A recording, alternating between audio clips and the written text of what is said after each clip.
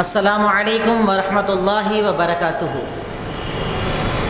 نحمدہ ونصلی علی رسولہ الکریم، اما بعد فقد قال اللہ تعالی فی کلامہ المجید والفرقان الحمید، فاعوذ باللہ من الشیطان الرجیم، بسم اللہ الرحمن الرحیم، ثم اوحینا الیک ان اتبع ملۃ ابراہیم حنیفا۔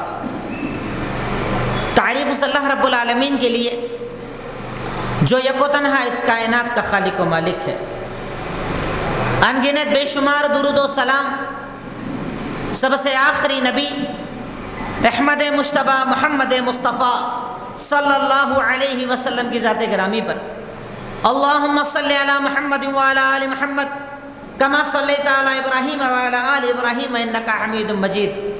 اللہم بارک علی محمد وعلی آل محمد کما بارکت علی ابراہیم وعلی آل ابراہیم انکا حمید مجید۔ رب اشرح لی صدری ویسر لی امری واحلل عقدۃ من لسانی یفقہوا قولی۔ ربی زدنی علما ربی زدنی علما ربی زدنی علما۔ الحمدللہ ذی الحج کا یہ مہینہ چل رہا ہے، وہ مہینہ کہ جس میں ہر مسلمان جو طاقت رکھتا ہے اللہ کی رضا کے لیے قربانی پیش کرتا ہے۔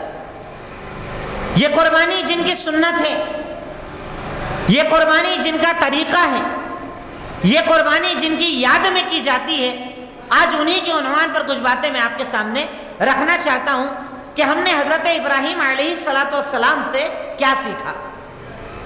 اگر آپ قرآن کریم کا مطالعہ کریں، قرآن کریم کو پڑھیں، تو اللہ رب العالمین قرآن میں تقریباً 69 مرتبہ 25 سے زیادہ صورتوں میں حضرت ابراہیم کا اللہ تعالیٰ نے ذکر کیا، جس سے پتہ چلتا ہے کہ ہمیں حضرت ابراہیم کی زندگی کو کتنی بار پڑھنا چاہیے، کتنی بار سننا چاہیے۔ پر افسوس یہ کہ سال میں ایک مرتبہ اگر ذکر آیا تو آیا، کئی جگہ وہ ذکر بھی نہیں آتا، لیکن اس زندگی کو بار بار یاد کرنا چاہیے، کیونکہ اللہ رب العالمین نے قرآن کریم میں بار بار اس زندگی کا تذکرہ کیا، کہیں مختصر بتایا، کہیں ڈیٹیل کے ساتھ بتایا، کہیں پورا واقعہ، کہیں ادھورا واقعہ، بار بار اللہ رب العالمین نے حضرت ابراہیم کی زندگی کو ریپیٹ کیا ہے۔ حضرت ابراہیم وہ کہ جن کے لیے محمد الرسول اللہ صلی اللہ علیہ وسلم کے جو آج ہمارے آئیڈیل ہیں، ہمارے نمونہ ہیں، ان کو اللہ تعالیٰ نے کہا ثم اوحینا الیک ان اتبع ملۃ ابراہیم حنیفا، کہ اللہ کے نبی صلی اللہ علیہ وسلم کو اللہ تعالیٰ نے یہ وحی کر کے حکم دیا کہ ہم نے آپ کو یہ حکم دیا ہے، ہم نے آپ کی طرف یہ وحی کی ہے کہ آپ حضرت ابراہیم کو اپنا آئیڈیل اور نمونہ بنائیے۔ یعنی حضرت ابراہیم علیہ السلام کی زندگی ایک ایسی زندگی ہے کہ جس سے سیکھنے کا حکم خود محمد الرسول اللہ صلی اللہ علیہ وسلم کو دیا گیا۔ اس کا مطلب وہ زندگی بڑی اہمیت والی ہے۔ اور کیوں نہ ہو کہ جب اللہ رب العالمین نے حضرت ابراہیم کے کئی نام قرآن میں ذکر کیے، یعنی آپ کو ایک نام سے نہیں پکارا، کئی نام سے اللہ نے پکارا۔ کہیں کہا ابراہیم خلیل ہے، خاص دوست، خلیل ہوتا ہے بالکل خاص جگری جو ہوتا ہے اسے خلیل کہا جاتا ہے۔ کہیں حضرت ابراہیم کو خلیل کہا، احادیث میں انہیں ابو الانبیاء کہا گیا، انبیاء کے باپ، کہیں انہیں اواہ کہا گیا، کہیں انہیں منیب کہا گیا، کہیں انہیں صدیق کہا گیا، کہیں انہیں وفادار کہا گیا۔ یعنی اللہ رب العالمین نے قرآن کریم میں ابراہیم علیہ السلام کے کئی ناموں کا تذکرہ کیا، جس سے پتہ چلتا ہے کہ اللہ رب العالمین کے نزدیک حضرت ابراہیم علیہ السلام کی شان کتنی اعلیٰ اور کتنی اولیٰ ہے کہ اللہ تعالیٰ سورہ مریم میں جب کہتا ہے وَاذْكُرْ فِي كِتَابِ ابراہیم اِنَّهُ كَانَ صِدِّيقًا نَبِيًّا، کہ آپ حضرت ابراہیم علیہ السلام کی کتاب، ان کی زندگی کا تذکرہ کیجئے، یاد کیجئے، وہ سچے نبی ہیں۔ اب کوئی نبی جھوٹے ہوتے ہیں کہ نعوذ باللہ، سچے سارے نبی، پر اسپیشلی حضرت ابراہیم علیہ السلام کو اگر اللہ رب العالمین سچا کہہ رہا ہے، اس کا مطلب کہ حضرت ابراہیم کا مقام اللہ بتانا چاہ رہا ہے۔ کہیں کہا یہ اواہ ہے، بہت زیادہ اللہ کی طرف لوٹنے والے ہیں، کہیں کہا ابراہیم الذی وفا، ابراہیم وہ جو وفادار ہے، وعدوں کو پورا کرنے والا ہے، رب العالمین سے جو وعدہ کر لے اسے پورا کرنے والا ہے۔ غرض یہ کہ اللہ رب العالمین نے قرآن کریم میں کئی ناموں سے حضرت ابراہیم کو پکارا، جس سے ایک مسلمان کو، میں کہتا ہوں زیادہ نہیں تو کم سے کم جب ذی الحج کا مہینہ آئے تو خود اپنے گھر میں بیٹھیے، اپنے گھر والوں کو لیجئے، بیوی بچوں کو بیٹھائیے اور کم سے کم ایک مرتبہ حضرت ابراہیم کا واقعہ ضرور سنائیے۔ اس میں امتحان ہے، اس میں صبر ہے، اس میں آزمائش ہے، اس میں اللہ تعالیٰ کے راستے میں قربانی دینا ہے، اس میں الگ الگ پیغامات جو زندگی میں آپ کو ملیں گے اور یہ آپ کی زندگی کو اور زیادہ بہتر بنانے کا انشاءاللہ ذریعہ بنیں گے. کیونکہ ہم جانتے ہیں قرآن میں اگر اللہ تعالیٰ واقعات کو بیان کرتا ہے تو واقعات کا مطلب کہانی اور قصہ سننا نہیں ہے. اللہ رب العالمین جب کوئی بھی واقعہ بیان کرتا ہے تو اس کا مقصد ہوتا ہے تذکرہ. تم نے کیا سیکھا، تم نے کیا حاصل کیا، اس زندگی سے تم نے کن چیزوں کو حاصل کیا اور حاصل کرنے کے بعد تمہاری زندگی میں اب کیا تبدیلی آئے گی. اس مقصد سے اللہ رب العالمین قرآن کریم میں واقعات کا تذکرہ کرتا ہے. تو آج اگر ہمارے سامنے حضرت ابراہیم کا تذکرہ قرآن میں موجود ہے تو ہم اپنے گھر میں بیوی بچوں کو لے کر، گھر والوں کو لے کر بیٹھے اور انہیں پورا واقعہ اس مقصد سے سنائیں کہ اگر زندگی بنانی ہے تو ابراہیم علیہ السلام جیسی زندگی بناؤ، ہاجرہ جیسی زندگی بناؤ، اسماعیل جیسی زندگی بناؤ کہ انہوں نے زندگی کو کتنے اچھے طریقے سے گزارا کہ اللہ رب العالمین نے اس ماں باپ اور بچے کی سنتوں کو، عملوں کو اللہ رب العالمین نے سنت بنا دیا. مقصد ہے اس زندگی سے سیکھنا. اسی لیے عنوان آپ کے سامنے ہے کہ ہم نے حضرت ابراہیم کی زندگی سے کیا سیکھا، ہم نے کیا حاصل کیا، ہمیں یہ زندگی کیا نصیحتیں دیتی ہیں. اب اگر پورا مقصد صرف واقعہ بیان کرنا نہیں ہے، پر جتنی ڈیٹیل میں آپ کے سامنے رکھ پاتا ہوں رکھنے کی کوشش کروں گا. اللہ تعالیٰ مجھے کہنے کے ساتھ اور آپ تمام کو سننے کے ساتھ عمل کی توفیق عطا فرمائے. آمین تقبل یا رب العالمین. حضرت ابراہیم علیہ السلام عراق میں آپ کی پیدائش ہوئی. ابھی عمر چلی رہی ہے، بہت زیادہ بڑی عمر نہیں ہے. گھر میں دیکھا کہ ابا جن کا نام تھا مشہور آزر پر نام تھا طارق، لقب تھا ان کا آزر، تاریخ یا طارق دو نام ان کے ذکر کیے گئے ہیں. ابا گھر میں بت کے بنانے والے. حضرت ابراہیم، آپ دیکھیے اللہ تعالیٰ نے زندگی کو آئیڈیل کیوں بنایا کہ جس گھر میں حضرت ابراہیم پیدا ہوئے وہاں بتوں کو بنانے کا کام کیا جاتا ہے. مطلب پہلی لڑائی، پہلا مناظرہ، پہلی بحث باپ سے کرنی ہے. آپ سب سے ٹکرا سکتے ہو، خون سے ٹکرانا بڑا مشکل ہوتا ہے، دوسروں سے ٹکرانا آسان، پر خون سے ٹکرانا بہت مشکل ہوتا ہے. اور اللہ رب العالمین حضرت ابراہیم کی زندگی کو ایسا آئیڈیل بنانا چاہتا تھا کہ اگر ضرورت پڑ جائے دین کے مقابلے میں خون بھی آ جائے تو آپ کو خون سے لڑنا پڑے گا. حضرت ابراہیم کی زندگی سے اللہ میں یہ سکھانا چاہتا تھا کہ حضرت ابراہیم علیہ السلام زندگی کا آغاز کر رہے ہیں اس باپ کے ساتھ جو باپ خود بتوں کا بنانے والا. اب چونکہ حضرت ابراہیم کو اللہ تعالیٰ نے بڑی کم عمری میں ہی اسلام دے دیا تھا، رشد دے دی تھی، ہدایت دے دی تھی. اللہ رب العالمین نے جب یہ ہدایت عطا کی، حضرت ابراہیم علیہ السلام سب سے پہلی دعوت کی شروعات اپنے گھر سے کر رہے ہیں.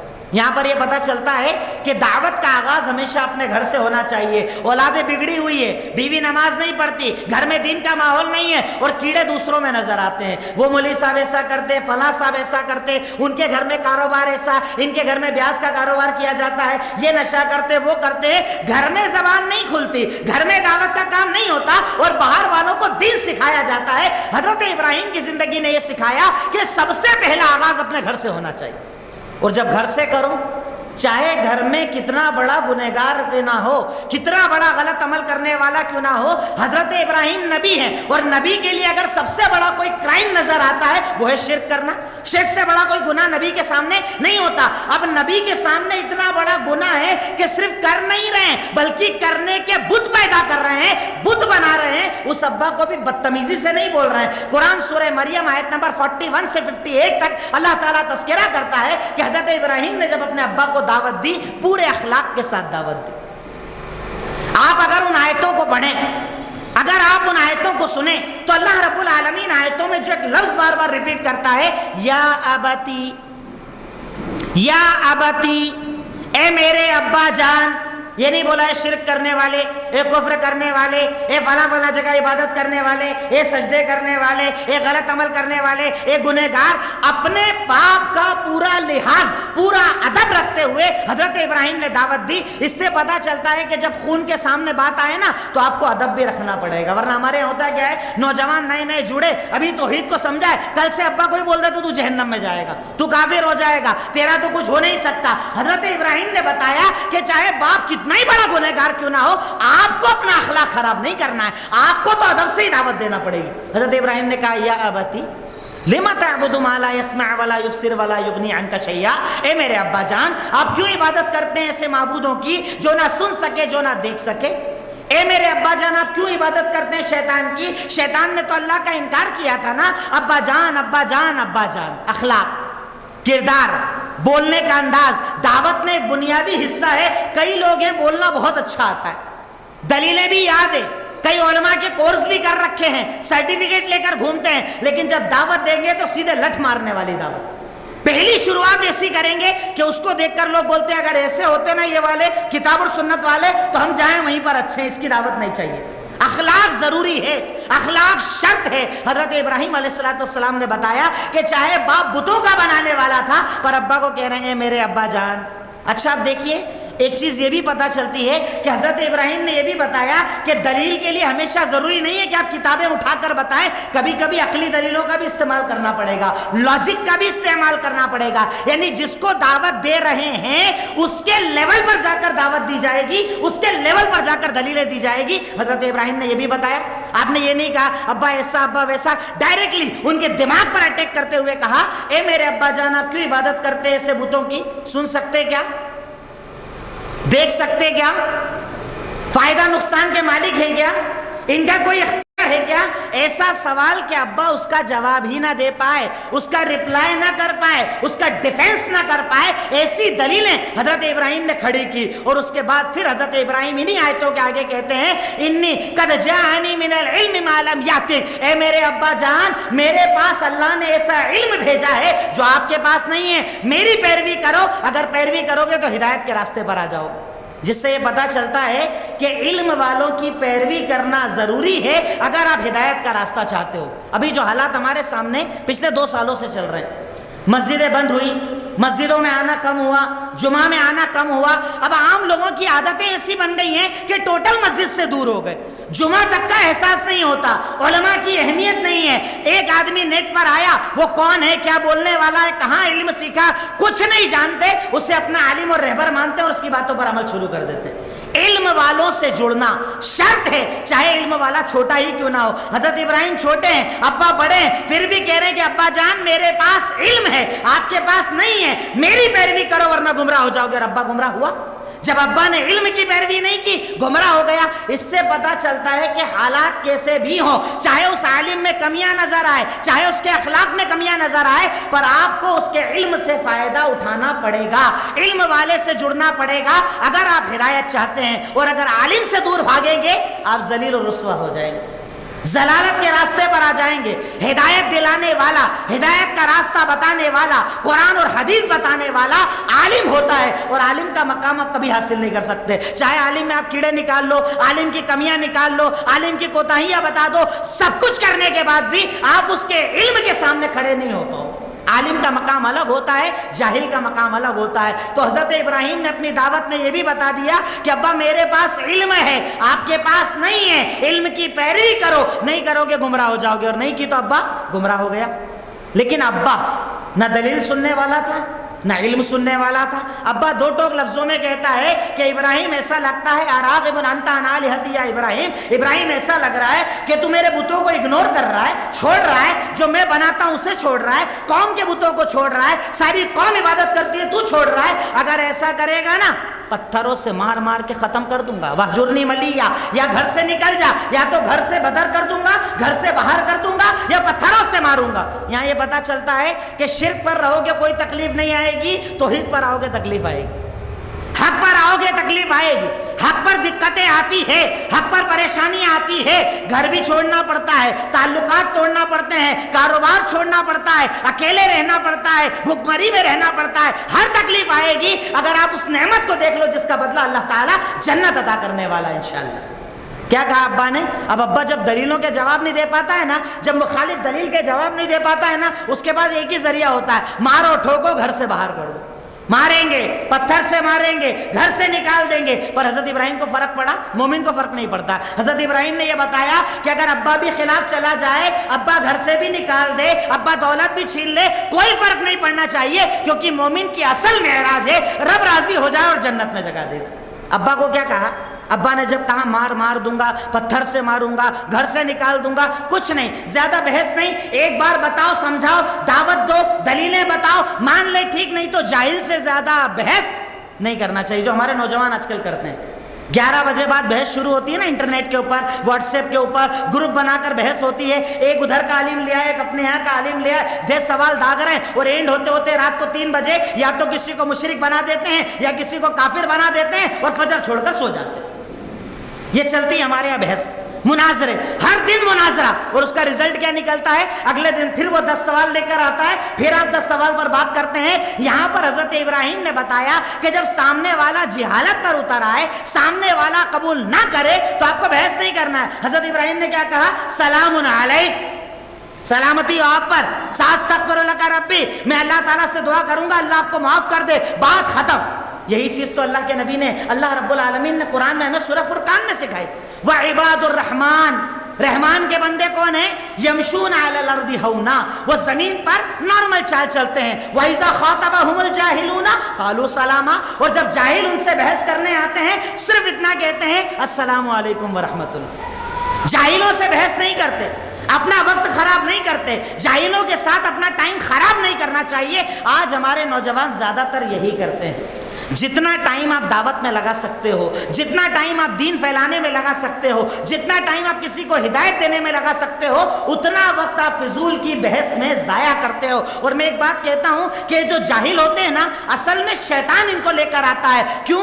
आपसे बहस करेगा, आपके सामने खड़ा करेगा, आपके सामने उल्टी सीधी बातें करेगा, और कई बार ऐसा होता है कि आलिम भी डिप्रेशन में आ जाता है। अरे मैं तो उसके जवाब ही नहीं दे पा रहा हूं, ऐसे सवाल कर रहा है कि मैं ही फंस गया, मैं ही उलझ गया। आलिम के 2 दिन खराब हो जाते हैं। उसका मकसद दावत नहीं, उसका मकसद आपको अपने मिशन से रोकना है, आपको हक से रोकना है, आपको दावत से रोकना है। इसलिए हजरत इब्राहिम की जिंदगी हमें यह बताती है कि जाहिलों से बहस करने की बजाय समझाओ, ना माने इग्नोर करके नए पर मेहनत करो, उसे छोड़ दो।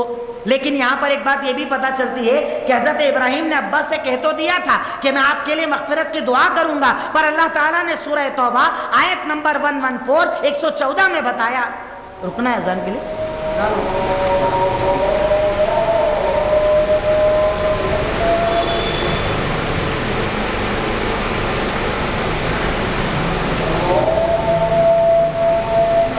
मुअज़्ज़ज़ हाज़रीन, इंशाअल्लाह अज़ीज़ प्रोग्राम के अख्तिताम के बाद नमाज का नज़्म यहीं पर रहेगा इंशाअल्लाह।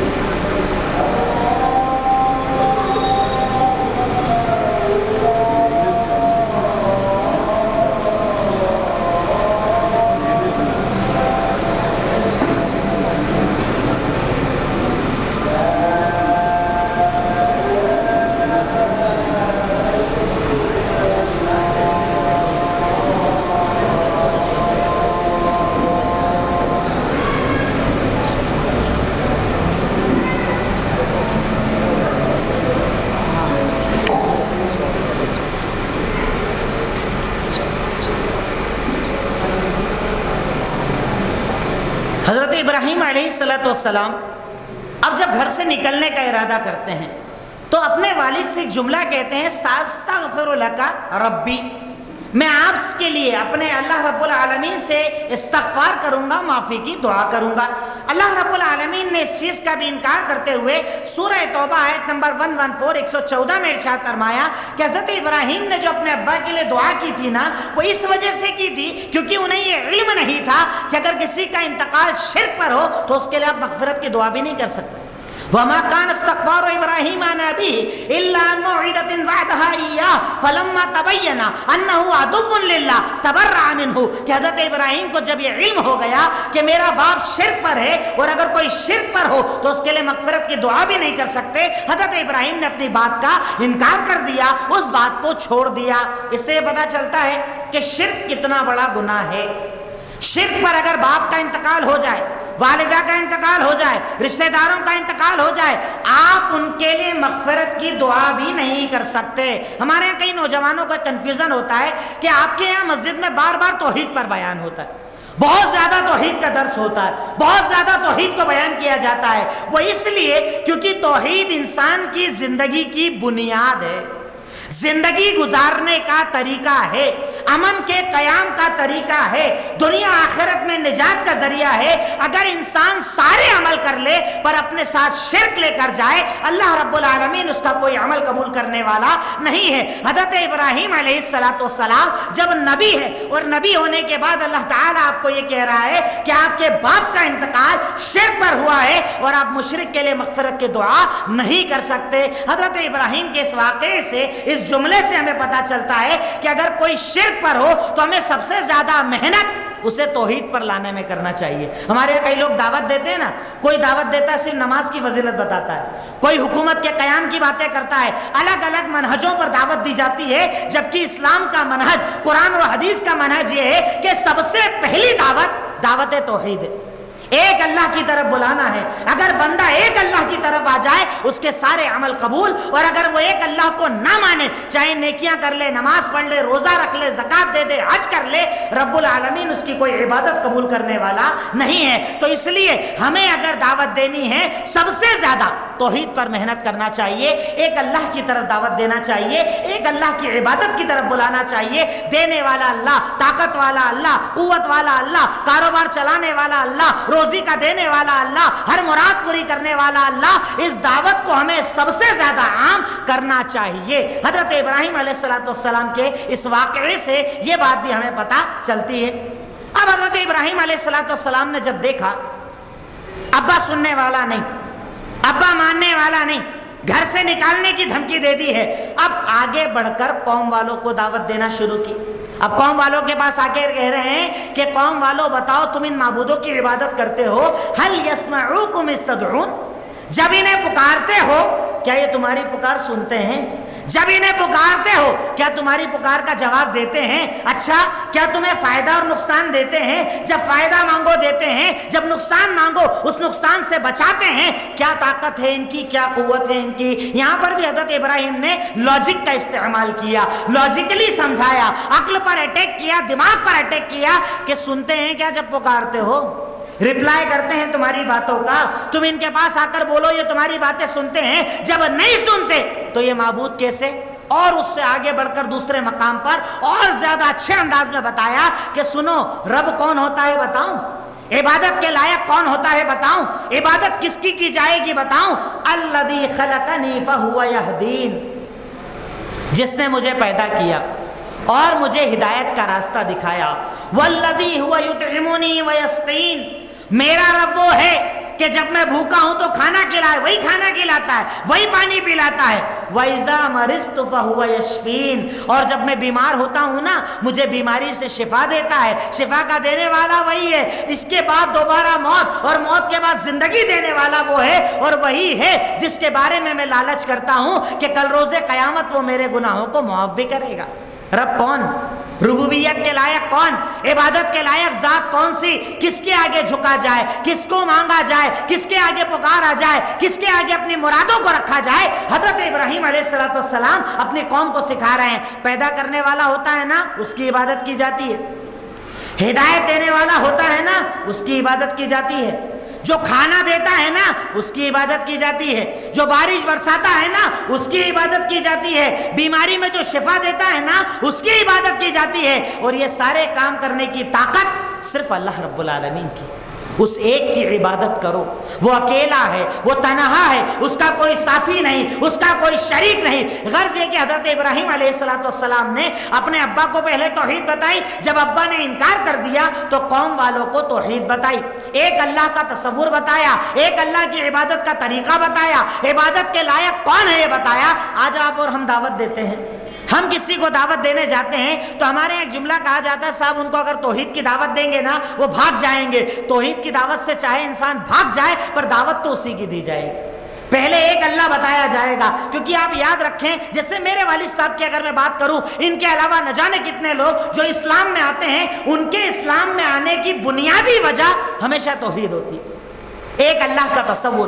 کیونکہ اسلام ایک اللہ کا جو تصور پیش کرتا ہے، دنیا کا کوئی مذہب ایک اللہ کا وہ تصور پیش نہیں کرتا کہ ربوبیت کے لائق کون ہے دینے والا، کون دنیا بنانے والا، کون زندگی موت دینے والا، کون بارش برسانے والا، کھانا دینے والا۔ ان تمام چیزوں کا اختیار اگر کسی طاقت اور قوت کے پاس ہے تو وہ صرف اللہ رب العالمین کی ذات ہے۔ یہ دعوت حضرت ابراہیم علیہ السلام نے قوم والوں کو دی، پر قوم والے بھی نہیں مانے، انہوں نے بھی انکار کر دیا، ہم بھی ماننے کو تیار نہیں۔ ایک موقع آیا، سارے بستی والے کہیں جا رہے تھے، حضرت ابراہیم علیہ السلام سے آ کر کہا چلیے آپ بھی ساتھ میں، کہا نہیں میں بیمار ہوں، میں نہیں جاؤں گا۔ اب بیمار کا مقصد نبی ہے، اور نبی کے سامنے اگر امت شرک کرے گی یقیناً نبی بیمار ہو جائیں گے، تکلیف میں ہو جائیں گے۔ حضرت ابراہیم نے کہا تم جاؤ، میں نہیں جا رہا۔ سارے لوگ چلے گئے، سارے بستی والے چلے گئے، اور جب سارے بستی والے چلے گئے اب حضرت ابراہیم گئے بت خانے میں جہاں پر سارے بت رکھے تھے، کلہاڑی لی اور سب کو توڑنا شروع کر دیا،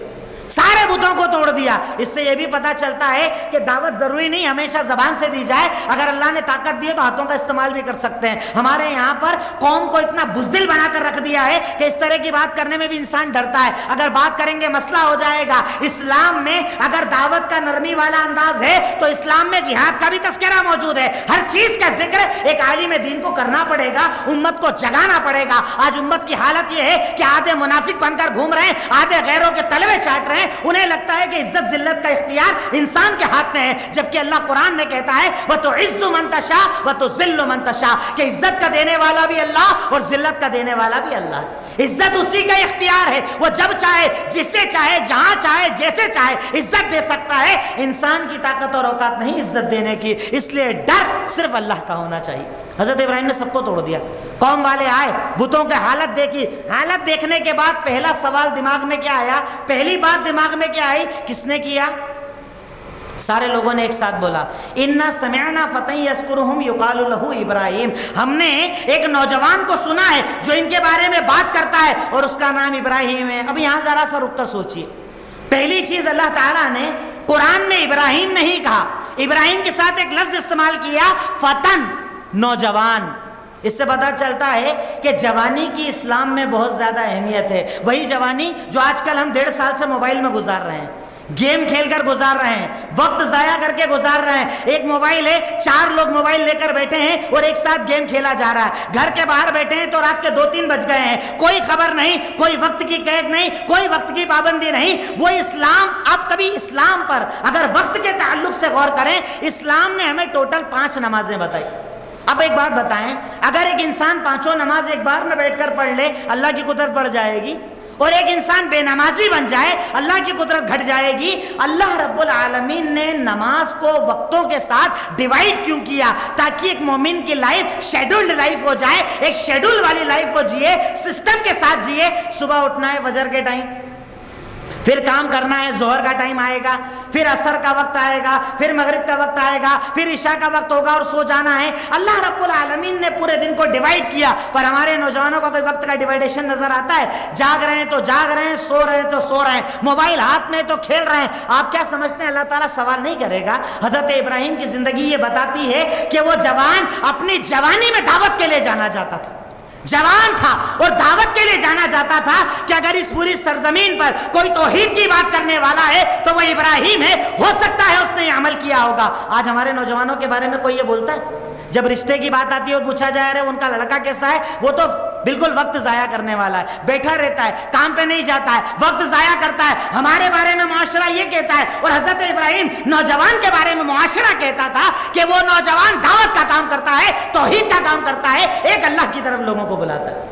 ان 1.5 سالوں میں ہماری امت اور زیادہ ضائع ہو گئی ہے, اور زیادہ برباد ہو گئی ہے. موبائل کے عادی, نیٹ کے عادی, گیم کے عادی. ہر چیز کا وقت ہوتا ہے, پر وقت کی قدر کرو, وقت کی اہمیت کو سمجھو. ابھی آپ نے کتنے جنازے اپنے سامنے اٹھا لیے, کتنے رشتہ داروں کو مرتے ہوئے دیکھ لیا, صحت مند تندرستوں کو گرتے ہوئے دیکھ لیا, اچانک کے انتقال کو دیکھ لیا. اس کے بعد بھی ڈر نہیں لگتا, اس کے بعد بھی وقت کی قدر نہیں ہے, اس کے بعد بھی آپ کو لگتا ہے کہ بڑھاپا آئے گا, توبہ کروں گا تب مروں گا. ارے اللہ تعالیٰ نے اس 1.5 سال میں تو پوری قیامت ہمیں دکھا دی, قیامت کا ہر منظر ہمیں دکھا دیا. قیامت میں کوئی کسی کے کام نہ آئے گا, اللہ نے دنیا میں دکھا دیا کوئی کسی کے کام نہیں آتا. قیامت میں پیسہ کام نہیں آئے گا, اللہ نے دنیا میں دکھا دیا پیسہ کام نہیں آئے گا. ہر وہ چیز جس کا اللہ تعالیٰ نے قیامت میں تذکرہ کیا, ان 1.5 سالوں میں ہم نے دیکھ لیا. اس کے بعد بھی اگر ہم وقت ضائع کر رہے ہیں, وقت کی اہمیت نہیں سمجھ رہے ہیں, اپنے دین کو, اپنے وقت کو دین کے لیے استعمال نہیں کر رہے ہیں, اللہ تعالیٰ کو کیا جواب دو گے؟ آپ یقین نہیں کریں گے, میں جب بھی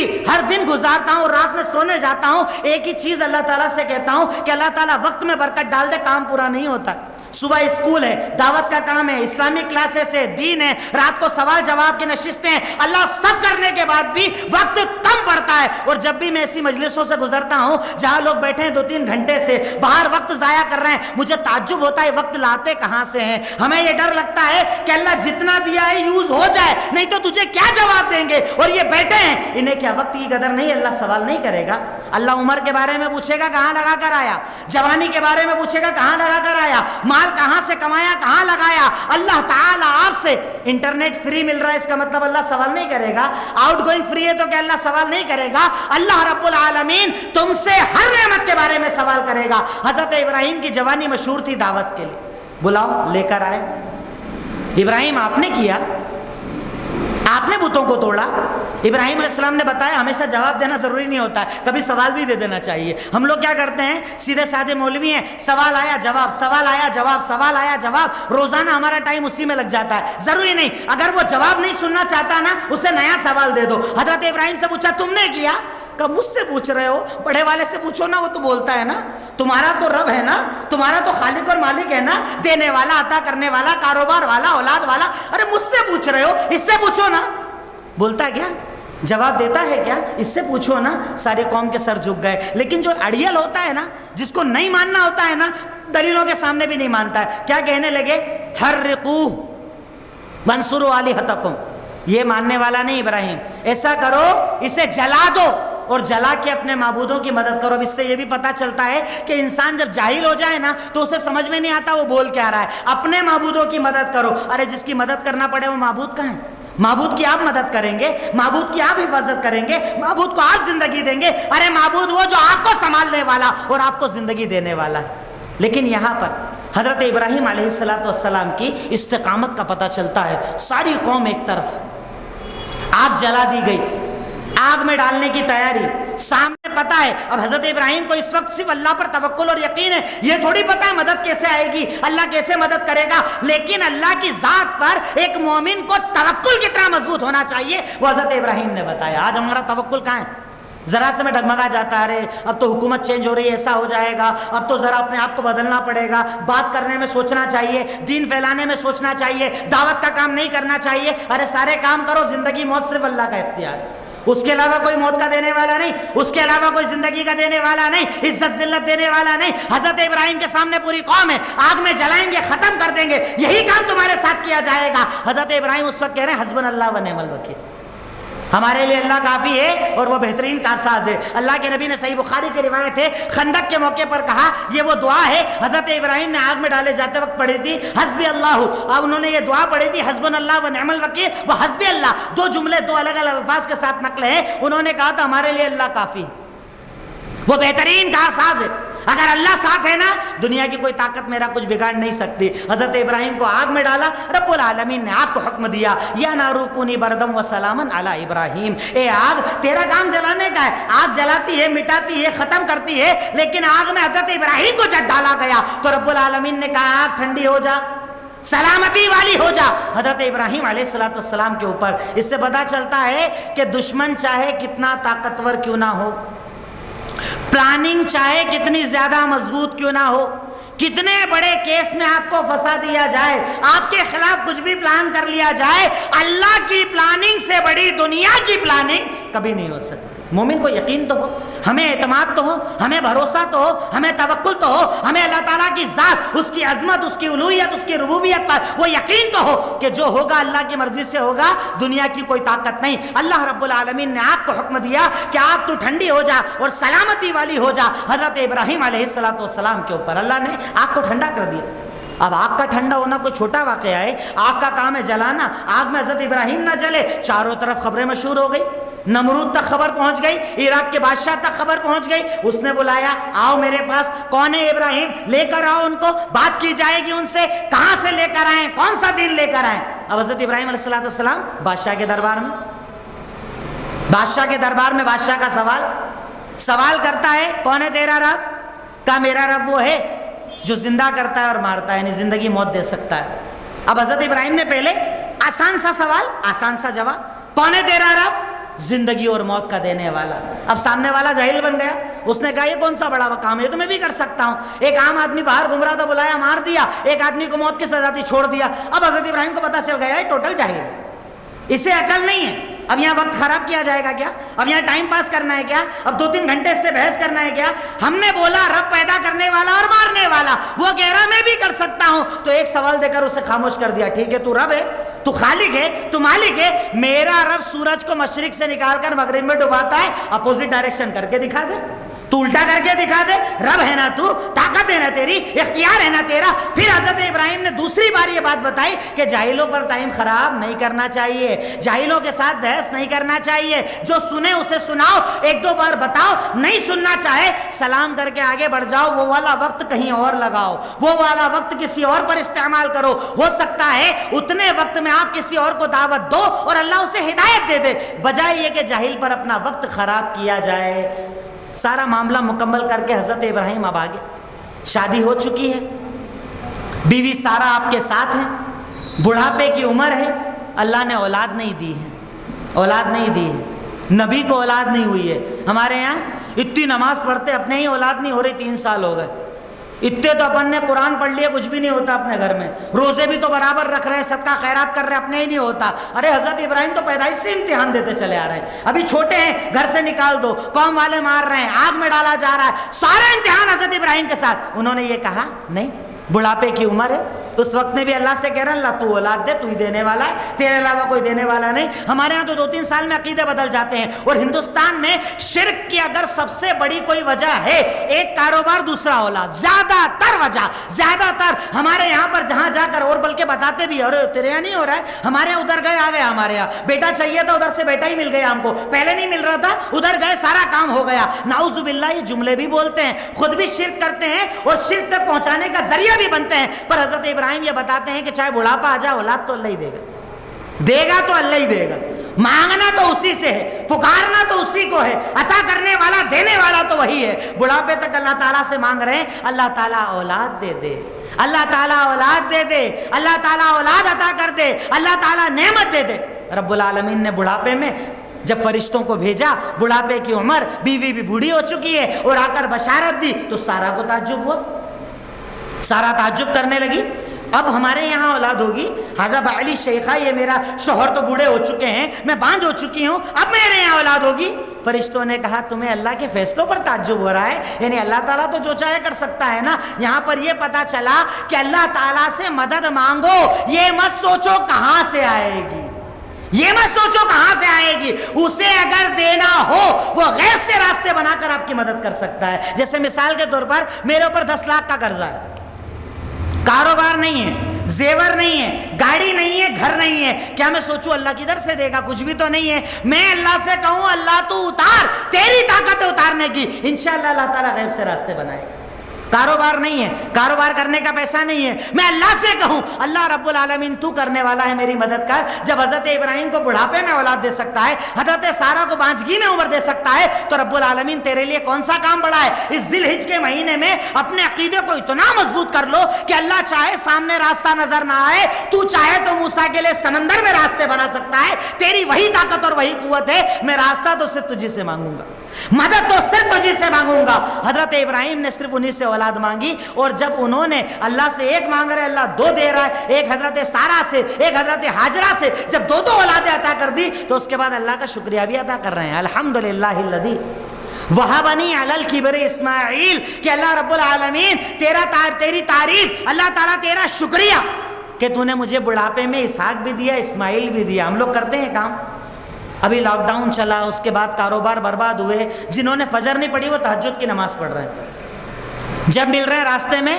سبحان اللہ الحمدللہ استغفر اللہ۔ پہلے لاک ڈاؤن میں کر رہے تھے نا سارے لوگ، کیونکہ موت سب کو دکھ رہی تھی، سب کو جنازہ ہی نظر آتا تھا، سوتے تھے تو غسل نظر آنے لگ جاتا تھا، تو سارے کیا کر رہے تھے؟ استغفر اللہ استغفر اللہ۔ ابھی گیا سب کام ختم، سب بھول گئے۔ حضرت ابراہیم نے بتایا کہ جب نہیں ہو تب مانگو، اور جب ہو تب اللہ کا شکر ادا کرنا چاہیے، ہر نعمت پر اللہ کا شکر کرو، اللہ جو دے شکر ادا کرو، جتنا دے شکر ادا کرو۔ اللہ میں سامنے والے کو نہیں دیکھتا اس کے پاس کتنا ہے، میرے پاس جتنا ہے وہ میری اوقات سے زیادہ ہے، میری محنت سے زیادہ ہے، میری طاقت سے زیادہ ہے۔ اللہ تو نے مجھے جتنا دیا ہے نا دوسروں کو اتنا بھی نہیں دیا ہے، الحمدللہ اللہ تیرا شکر ہے۔ حضرت ابراہیم علیہ السلام نے اللہ کا شکر ادا کیا۔ اب اللہ تعالیٰ نے انہیں ہجرت کا حکم دیا۔ سارہ، لوط علیہ السلام بھتیجے، اور ایک اس وقت اولاد تھی حضرت اسحاق، حضرت اسماعیل بعد میں ہوئے تھے، انہیں لے کر چلے مصر کی طرف نکلے تو پتا چلا وہاں ایک بادشاہ ہے، اگر بیوی پتا چلے گی چھین لے گا، تو بیوی سے کہا تم یہ کہنا تم میری بہن ہو، مقصد جھوٹ نہیں، مقصد یہ کہ اس وقت پوری دنیا میں مسلمان ہی کون ہے، تم اور میں، اسلامی ناطے سے ہم لوگ بھائی بہن ہیں، اتنا بول دینا۔ بادشاہ کے سامنے جب سارہ کو پیش کیا گیا، ان کے قریب آنا چاہا، آ نہ سکا، تو اپنے ساتھیوں کو کہا کس کو لے کر آئے ہو، انسان نہیں ہے تو شیطان ہے، کوئی اور چیز ہے، کسے لے کر آ گئے ہو؟ عورت پر حملہ کرنا تو دور کی بات، ساتھ میں حضرت ہاجرہ کو بھی گفٹ کر دیا۔ اور اس وقت بعض مورخین نے لکھا ہے، بعض مفسرین نے اپنی تفسیر میں لکھا ہے کہ جب بادشاہ حضرت ابراہیم کی بیوی کو لے کر گیا نا، حضرت ابراہیم نمازوں میں اللہ سے مدد مانگ رہے تھے۔ اب اس وقت بادشاہ کے سامنے کھڑے ہونے کی طاقت نہیں ہے، تو مدد کس سے مانگ رہے ہیں؟ اللہ سے۔ اور اللہ سے مدد کیسے مانگ رہے تھے؟ نماز پڑھ کر، جس کا ذکر اللہ تعالیٰ قرآن میں ہمیں کرتے ہوئے کہتا ہے نا وَاسْتَعِینُوا بِالصَّبْرِ وَالصَّلَاةِ۔ جب مدد مانگنی ہو اللہ سے تو کیسے مانگا کرو؟ صبر کر کے اور نماز پڑھ کے۔ کوئی بھی مصیبت آ جائے، کوئی بھی پریشانی آ جائے، کہیں پر بھی پھنس جاؤ، کہیں پر بھی الجھ جاؤ، کاروبار نہ چلے، قرضہ ہو جائے، اولاد نہ ہو، کوئی بھی پریشانی ہو، اللہ سے مدد مانگنی ہو تو نماز پڑھ کر مدد مانگو۔ حضرت ابراہیم علیہ السلام نماز میں مدد مانگ رہے، اللہ نے ایسی مدد بھیجی کہ نہ صرف بیوی کو بھیجا، ساتھ میں اس بادشاہ نے ہاجرہ بھی گفٹ کر دی، یہ ہاجرہ کو بھی لے کر چلے جاؤ، یہ ہاجرہ بھی آپ کے لیے گفٹ ہے۔ تب اللہ رب العالمین نے جب یہ میاں بیوی کا جوڑا مصر میں تک پہنچ گئے، اللہ رب العالمین نے بڑے مختصر انداز میں جو پوائنٹ ٹو پوائنٹ باتیں صرف وہی آپ کے سامنے رکھ رہا ہوں، پورا واقعہ بتانا میرا مقصد نہیں ہے۔ حضرت ابراہیم علیہ السلام کو اب ہاجرہ بھی دے دی گئی، پہلے سارہ موجود، ان سے ایک اولاد، پھر ہاجرہ دی، ہاجرہ سے اللہ رب العالمین نے ایک اولاد دی جن کا نام حضرت اسماعیل علیہ السلام۔ اب اولاد دے دی، اب اولاد جب ذرا چلنے کی عمر پہ ہو جائے، اور سوچئے بڑھاپے کی اولاد کی کتنی محبت ہوتی ہے۔ میں اسکول چلاتا ہوں، میرے یہاں پر اکثر جن کے بچے لیٹ ہوتے ہیں نا، وہ آ کر ایک جملہ کہتے ہیں کہ سر ایک بات سنیے، یہ کم بھی پڑے گا چلے گا پر اس کو مارنا مت، ہمارے یہاں بہت ٹائم کے بعد اولاد ہوئی ہے، ہم لوگ اس کو مارتے نہیں ہیں، موبائل مانگے موبائل دیتے ہیں، گاڑی مانگے گاڑی دیتے ہیں، جو مانگے دیتے ہیں۔ بڑھاپے کی اولاد ہے، ذرا لیٹ ہوا تھا، شادی کے 5-6 سال بعد ہوا تھا، اور اللہ حضرت ابراہیم سے کیا مانگ رہا ہے؟ اسی بچے کو ذبح کر دو۔ سوچئے تو صحیح، ایگزام کا لیول کیا ہے، امتحان کا لیول کیا ہے، اپنے آپ کو اس جگہ رکھ کر دیکھو۔ جو لوگ بکروں کو گھر میں پالتے ہیں وہ کہتے ہیں اگر 15-20 دن رکھ لو گوشت نہیں کھا پاتے، اس سے اتنی محبت ہو جاتی ہے۔ اولاد، بچہ، کیا محبت رہی ہوگی۔ اب بچہ چھوٹا سا ہے، دودھ پیتا بچہ ہے، اللہ رب العالمین نے پھر ایگزام لیا، ایگزام رک ہی نہیں رہے، کنٹینیو چل رہے ہیں۔ ہمارے یہاں 2 بار بیماری آ جائے، اپنے گھر سے تو بیماری جاتی ہی نہیں ہے، اتنا کرتے پھر بھی ختم نہیں ہوتا, صدقہ خیرات کرو پھر بھی فرق نہیں پڑتا. حضرت ابراہیم تو بول رہا ہے اللہ لیتے جا میں دیتا جاؤں گا, تو چنتا جا میں چنواتا جاؤں گا, اللہ تو جو امتحان لے گا میں پورا کروں گا, کیونکہ زندگی تو نے دی ہے اور موت تک مجھے ایگزام دینا ہے. اصل انعام تو اسی کے بعد ملے گا نا, سکون تو مرنے کے بعد ملتا ہے نا, سکون تو صرف جنت میں ملتا ہے نا, دنیا میں سکون نہیں ملتا. اللہ تیرا ہر امتحان قبول. ہاجرہ, اسماعیل, اللہ تعالیٰ کا پھر امتحان. اب کہا لے جا کر انہیں مکہ چھوڑ کر آ جاؤ. بیت المقدس میں خود رہتے ہیں, بیت المقدس کے ایریے میں رہتے ہیں. اب کہاں انہیں لے جا کر مکہ میں چھوڑ دو, تب نہ کعبہ بنا ہے, نہ آبادی ہے, نہ رہنے والے ہیں, نہ کوئی ذریعہ ہے. صرف اللہ سے کہہ رہے ہیں اولاد کو, دودھ پیتا بچہ ہے, بیوی ہے, لے گئے اور ریگستان میں چھوڑ دیا. حکم اللہ کا ہے تو عمل کرنا ہے, بات ختم, اس میں سوال نہیں چلتا. پر اللہ سے دعا بھی مانگ رہے ہیں, ربنا انی اسکنت من ذریتی بواد غیر ذی زرع عند بیتک المحرم ربنا لیقیموا الصلاۃ فاجعل افئدۃ من الناس تهوی الیہم. اے اللہ تیرا حکم ہے تو چھوڑ تو دیا ہے, پر باپ ہونا محبت کے ساتھ ایک دعا بھی کر رہے ہیں, اے اللہ میں نے اپنی ذریت کو تیرے گھر کے پاس چھوڑ دیا ہے. اللہ یہاں پر کوئی کھیتی نہیں ہے, یہاں پر کوئی ذریعہ نہیں ہے. اللہ صرف دعا یہ ہے کہ نماز قائم کرنے والے بن جائیں, اور یہ لوگ جو ہے نا ان کے آس پاس والے ذرا دنوں کو ان کی طرف اٹریکشن ڈال دینا کہ لوگ آئیں اور ان کی ذرا ہیلپ کر دیں, مدد کر دیں. اب دعا مانگ کر جانے لگے. بیوی نے سوال کیا. اب ہمارے یہاں کی بیگم ہو تو سوال کیسا ہوگا, اور وہاں کی بیگم کا سوال کیسا ہے؟ سوال یہ ہے اللہ امرک بہذا, ابراہیم ہمیں چھوڑ کر جا رہے ہو, اللہ کا حکم ہے کیا؟ یا پریشان ہو گئے ہو, ہمیں کیوں چھوڑ کر جا رہے ہو, کیا مقصد ہے, ریگستان میں چھوڑ کر جا رہے ہو, اللہ کا حکم ہے کیا؟ حضرت ابراہیم علیہ السلام نے ایک جملہ کہا, اللہ کا حکم ہے, اللہ نے کہا ہے, اللہ کی مرضی ہے. بیوی کیسے ایمان والی ہوگی میں یہی بتانا چاہتا ہوں, شروع میں بھی بتایا پھر یہی بتا رہا ہوں کہ اکیلے کی تربیت سے کچھ نہیں ہوتا, بیوی کی بھی تربیت کرنا پڑتی ہے, بیوی کو بھی دیندار بنانا پڑتا ہے, تبھی چل کے نسلیں دیندار بنے گی. ورنہ آپ دیندار اور آپ کے گھر کے بچے مہمانوں کو ناچ کر دکھاتے ہیں, گانا گا کر دکھاتے ہیں اور ڈانس کر کے دکھاتے ہیں. کیوں؟ کیونکہ اولاد کی تربیت نہیں, بیوی کی تربیت نہیں. جیسے آپ اپنے آپ کو بہتر بناتے ہو ویسے ہی بیوی کی تربیت بھی ضروری ہے, جیسے حضرت ابراہیم نے کی کہ بیوی نے سوال کیا چھوڑ کر جا رہے ہو, اللہ کا حکم ہے یا اپنی مرضی ہے؟ کہا اللہ کا حکم ہے. کہا جاؤ, اللہ کا حکم ہے جاؤ, اللہ ہمیں ضائع نہیں کرے گا. یعنی اسباب نہیں ہے, ذریعہ نہیں ہے, پانی نہیں ہے, کھانا نہیں ہے, کوئی ٹینشن نہیں. اگر اللہ کا حکم ہے تو اللہ ہمیں ضائع نہیں کرے گا. یعنی کیسی توحید, کیسا توکل اس ماں کے دل میں پایا جاتا تھا, اس بیوی کے دل میں پایا جاتا تھا کہ اگر اللہ کا حکم ہے چھوڑ دو, اللہ ہمیں ضائع نہیں کرے گا. لیکن یہاں پر ایک اور چیز دیکھیے آپ, یقین پورا ہے, توکل پورا ہے, پر محنت چھوڑ دی. کیا ایسا تھوڑی کہ توکل ہے تو زمین پر بیٹھ جاؤں اللہ دے دے گا, ساتھ میں بھٹک بھی رہی ہیں. یعنی ایک طرف توکل بھی ہے اور دوسری طرف محنت بھی ہے. ہمارے یہاں مٹھے لوگ کیا بولتے ہیں, جو میرے مقدر کا ہوگا میرے پاس آ جائے گا. تو مقدر کا گھر نہیں آتا ہے, محنت بھی کرنا پڑتی ہے. حضرت ہاجرہ نے بتایا کہ وہاں پر توکل کمپلیٹ ہے کہ اللہ ضائع نہیں کرے گا, جاؤ. پر ساتھ ساتھ پانی کے لیے دوڑ بھی رہی ہیں. کبھی صفا پر چڑھ جاتی ہیں, پانی نظر آ جائے, کوئی قافلہ نظر آئے, پھر بچے کی فکر ہوئی, بچے کو لیٹا دیا, پھر نیچے اتر کر آئیں, پھر مروا, پھر صفا, پھر مروا, پھر صفا, بھاگ بھی رہی ہیں اور توکل بھی رکھ رہی ہیں. یہ پتا چلا کہ توکل بھی کرو اور ساتھ میں محنت بھی کرو. یہ حضرت ہاجرہ نے بتایا. اب یہ بھاگ رہی ہے ماں, تڑپ رہی ہے ماں, پر اللہ پر توکل تھا نا, اللہ پر بھروسہ تھا نا, تو اللہ اس خاندان کو کیسے ضائع کرتا؟ اللہ رب العالمین تو اس خاندان کی قدم قدم پر مدد کرنے والا تھا. حضرت جبریل امین کو بھیجا. جبریل امین آئے, جس جگہ پر حضرت اسماعیل لیٹے تھے وہاں پر آ کر اپنا پر مارا اور اللہ نے وہاں سے زمزم کا پانی جاری کر دیا. ہمارے ہاں کچھ لوگ ایسا کہتے ہیں, بیان کرتے ہیں کہ حضرت اسماعیل کے پیر رگڑنے سے پانی نکلا. صحیح روایت کے مطابق حضرت جبریل نے اپنا پر مارا تھا تب وہاں سے پانی نکلا تھا. اب حضرت ہاجرہ نے جیسے ہی پانی دیکھا دوڑتی ہوئی آئیں اور پانی کی منڈیر بنا دی. جیسے پانی کو روکنے کے لیے منڈیر بنائی جاتی ہے نا, یہ کہتی ہیں یا ماؤ زمزم زمزم, اے پانی رک جا رک جا. زمزم مطلب اسٹاپ, رک جا, پانی کو روک دیا. اللہ کے نبی کہتے ہیں رحم اللہ ام اسماعیل, اللہ رب العالمین اسماعیل کی امی پر رحم کرے, اگر وہ اس دن روکتی نہیں نا تو ساری دنیا میں زمزم کا چشمہ بہتا. پر ماں نے روک دیا ہے. ماں بھی ایسی توکل والی, بھروسے والی, اللہ نے وہی پانی کو روک دیا. نہ کم ہوتا ہے نہ زیادہ ہوتا ہے, جتنا اتنا ہی پانی رہتا ہے. آج بھی کتنی مشینیں چلتی ہے, کتنے لیٹر کنٹینیو پانی نکلتا ہے, پر پانی نہ کبھی کم ہوتا ہے نہ زیادہ ہوتا ہے, کیونکہ ماں نے بولا ہے نا زمزم زمزم رک جا پانی نے, وہیں کو اللہ رب العالمین نے اس پانی کو روک دیا اور بتایا کہ اللہ تعالیٰ اس ماں سے بھی کتنی محبت کرتا ہے. زمزم کا پانی جاری ہو گیا. اب پانی کا نکلنا قومیں آئی, اجازت چاہی, بنو جرہم نام کا قبیلہ آیا, کہا حاجرہ ہم یہاں پر رہنا چاہتے ہیں, ہمیں اجازت دے دو, یہاں پر پانی ہے. حضرت حاجرہ نے اجازت دے دی, قبیلے آ کر رہنے لگے, کیونکہ ابراہیم نے دعا مانگی تھی اور اللہ تعالیٰ نے ان کی دعا کو قبول بھی کیا تھا. اب وہاں پر آ کر قوم رہنے لگی. پر یہاں پر ایک چیز میں بتانا چاہتا ہوں جو میرے ذہن سے نکل گئی تھی. حضرت ابراہیم علیہ السلام کو اللہ رب العالمین نے کہا جا کر اپنے بیوی بچے کو چھوڑ دو. بیوی ہے, بچہ ہے, حلال رشتہ ہے, پر اللہ نے کہا چھوڑ دو, چھوڑ دیا.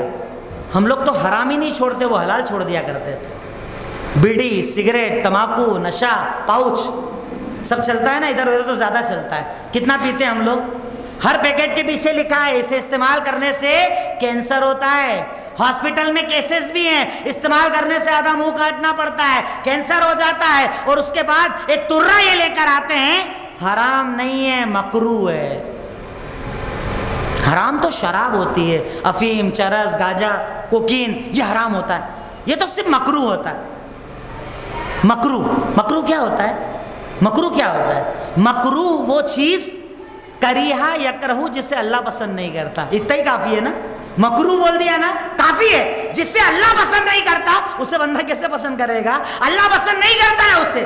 ہر نشہ حرام ہے, اور نشے حرام ہونے کی تو 50 دلیلیں ہیں. آپ کیا ان حدیثوں کو, ان آیتوں کو نہیں پڑھتے کہ جس میں اللہ رب العالمین نے کہا وَلَا تَقْتُلُوا أَنفُسَكُمْ, اپنے آپ کو قتل نہ کرو, خودکشی نہ کرو. خودکشی حرام ہے. خودکشی ایک بار میں مارو تب بھی حرام ہے, دھیرے دھیرے مارو تب بھی حرام ہے. ہر پیکٹ کے پیچھے لکھا ہے یہ خودکشی ہے, اسے کھانے سے مر سکتے ہو, اسے کھانے سے کینسر ہو سکتا ہے. خاص طور پر اس لاک ڈاؤن میں نشے کا کاروبار مسلم بستیوں میں بڑھا ہے. آپ گراف اٹھا کر دیکھ لو. میرے یہاں تو جب میں نے اس بات کو بیان کیا باقاعدہ میں پورے گراف لے کر بیٹھا تھا, جو رپورٹ سے کرائم کی طرف سے آئی تھی وہ تک لے کر بیٹھا تھا کہ مسلم محلوں میں نشے کا کاروبار لاک ڈاؤن میں زیادہ بڑھا ہے, گھٹنے کی بجائے بڑھا ہے. اور زیادہ نشہ کرنے والے بڑھ گئے. بیڑی, سگریٹ, تمباکو, پاؤچ, اور اس سے بڑھ کر افیم, چرس, گانجا, نہ جانے کون کون سا نشہ ہماری مسلم بستیوں میں عام ہو گیا ہے. کہنے کا صرف اتنا مقصد کہ جس ابراہیم کی سنت پر عمل کر رہے ہو, جن ابراہیم کی سنت پر بکرا ذبح کر رہے ہو اور اسے کھا رہے ہو اور لوگوں کو کھلا رہے ہو, انہوں نے حلال چھوڑ دیا تھا. اب حرام نہیں چھوڑ سکتے, حرام نہیں چھوڑ سکتے, غلط نہیں چھوڑ سکتے. اللہ تعالیٰ جس کے بارے میں سوال کرے, جس کو کھانے سے آپ کو کینسر ہو جائے اور کینسر میں آپ مر جائیں تو خودکشی میں مر جائیں, کیا اپنے آپ کو سزا سے نہیں بچا سکتے؟ یقیناً بچا سکتے ہیں. بہرکیف حضرت ابراہیم علیہ السلام چھوڑ کر چلے گئے. بیوی اور بچہ یہاں پر بڑے ہو رہے ہیں, یہاں پر رہ رہے ہیں. ملنے آنا جانا چلتا تھا پر رہتے نہیں تھے ساتھ میں, کیونکہ اللہ نے بولا تو چھوڑو, مطلب چھوڑنا ہے. یہاں پر ذرا سا رک کر آپ سوچئے گا, حضرت ابراہیم چلے گئے چھوڑ کر بیت المقدس. یہاں پر ہیں ہاجرہ اور اسماعیل, یعنی اسماعیل کی تربیت کس نے کی ہے؟ اکیلی حضرت ہاجرہ رضی اللہ تعالیٰ نے علیہ السلام, ان کے اوپر اللہ تعالیٰ سلامتی نازل کرے. تربیت کرنے والی کون؟ حضرت ہاجرہ. اب یہاں پر ذرا سا رک کر ایک سوال ہے ان باپوں سے جو سعودی عرب میں رہتے ہیں, اور ان ماؤں سے جو بچوں کو پالتی ہے. وہ کیا کہتی ہے, کیا کریں, ان کے ابا یہاں تھوڑی رہتے ہیں, ابا تو سعودی میں ہے, کویت میں ہے, دبئی میں ہے, وہاں سے پیسہ آتا ہے, اولادیں بگڑ گئی, گاڑی بھی ہے, موبائل بھی ہے, پورے حرام کاروبار میں لگ گئے. یہاں پر پتہ چلتا ہے کہ تربیت کی ذمہ داری صرف باپ کی نہیں, اگر ماں چاہے تو اکیلے بھی اولاد کی تربیت کر سکتی ہے, جیسے حضرت ہاجرہ نے اسماعیل کی تربیت کی. اب ذرا یہ 13-14 سال کی عمر ہوئی, فلما بلغ معه السعی, جب چلنے کی عمر کو ہوئے, اللہ تعالیٰ نے پھر ایگزام لے لیا. چلیے نا, ایگزام کنٹینیو ایگزام چل رہا ہے. پھر حضرت ابراہیم کو کہا, ابراہیم کو خواب میں دکھایا کہ جاؤ لے جا کر وہ اسماعیل ہے نا جو تمہارے ساتھ رہتے نہیں ہیں, جاؤ لے جا کر ذبح کر دو.